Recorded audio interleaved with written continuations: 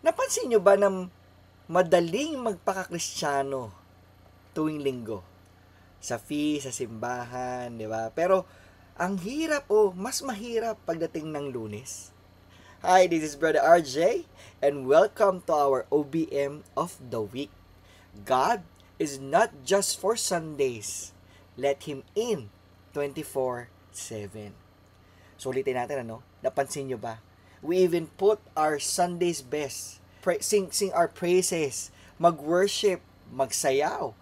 Pray the prayers. And feel God's presence. Pero, pagdating ng Monday, para bang nawawala sa equation si Lord? Parang naiiwan sa sinihan o naiiwan siya sa simbahan. Pero alam mo kapatid, sa totoo lang God is not just for Sundays. Gusto niya, kasama ka niya 24/7. But let's be real. Marami sa atin may tendency na paghiwalayin ang church sa everyday life. Kapag Sunday, prayerful, di ba? Patient, kind, understanding. Pero pagdating ng Monday, back to quote-unquote survival mode. Meeting dito, meeting doon, kaliwat kanan, traffic, di ba? Lalo na ngayon, magbe-Burmans na, may mga deadlines na kailangan ma-meet, stress sa office, may mga thesis sa school, may mga defense, back to school mode, di ba? Parang isama mo ng responsibilidad sa bahay. I'll never forget, one Monday morning, na-stuck ako sa EDSA. Tapos galing na ako sa Sunday service. Ako yung preacher nun.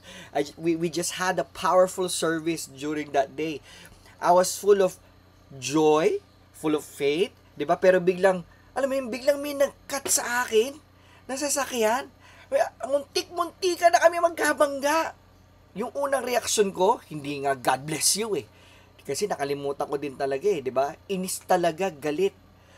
Tinitiga ko pa yung driver para namang, alam mo yun, parang naghahamon ng suntukan o whatsoever. Kaya lang, bigla ako nagising, parang may wake up call, parang may bumatok sa akin, 'di ba? Napaisip ako, kasama ko din ba si Lord ngayon? O naiwan siya kahapon dun sa sinihan? Di ba?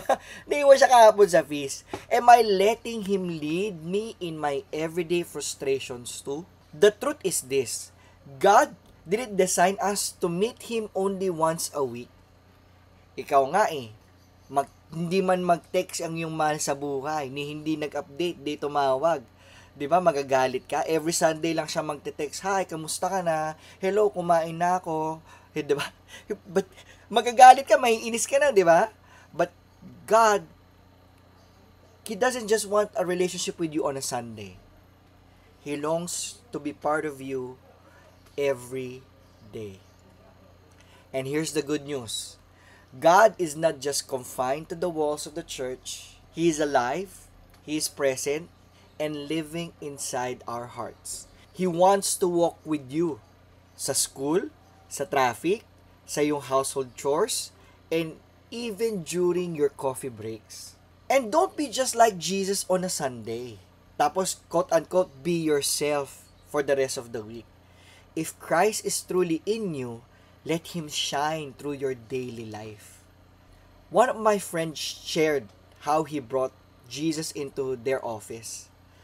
Kumaga, every morning, binabati niya yung mga ka-office mate niya, good morning, hi, hello, di ba? Kaya lang akala nila, ay, peke ito. Ano to, sip-sip, pabida lang, pabebe lang. Yung mga isnab pa, hindi pa siya pinapansin, yung iba walang pake, ni walang pabati, pabalik, di ba? Uy, teka lang, relate ka ba? Pag binabati, alam mo yung binabati mo yung ka-office mate mo, walang reaction na parang, wala man lang tango, ganun Di ba, masakit yon. Pero alam nyo, ginagawa niya lang. Hindi siya huminto. Tapos one morning, may lumapit sa kanyang ka-office mate niya, confirming how much she was blessed because of that warm, authentic greeting of good morning. Alam nyo mga kapatid, that is the power of carrying God's presence beyond Sunday. And here's the best part.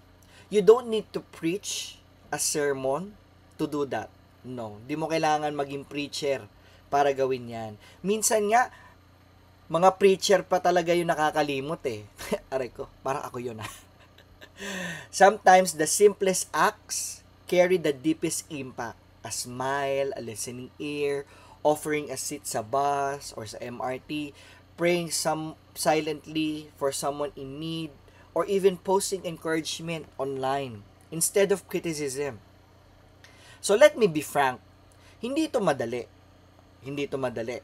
Some people will ignore your kindness. Some may even reject it.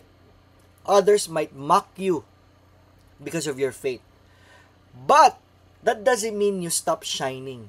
Remember, even Jesus himself, during his time, he was rejected, he was misunderstood, but he didn't stop loving. You were given a light.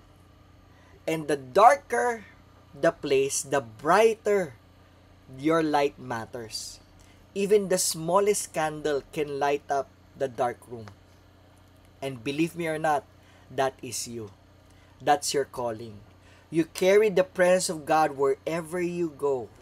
You don't need a pulpit or a microphone. You just need to show up with love. With His amazing love. So, when tomorrow comes, Monday, don't leave Jesus at the church. Bring Him with you. Let Him guide your words, your choices, your responses. Shine His light in the boardroom, in jeepneys, in classroom, in hospitals, in family dinners, and yes, even in your online posts. Sana makita rin si Lord, di ba?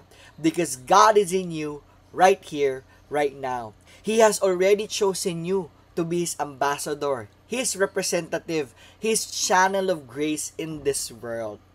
So here's my challenge. Listen carefully. This week, wag mo nang intayin ng Sunday ha, para maramdaman ang presence ni Lord.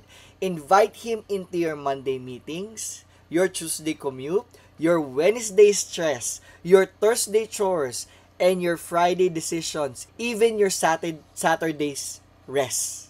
Let Him in 24/7. So if this message spoke to you, hit that like button.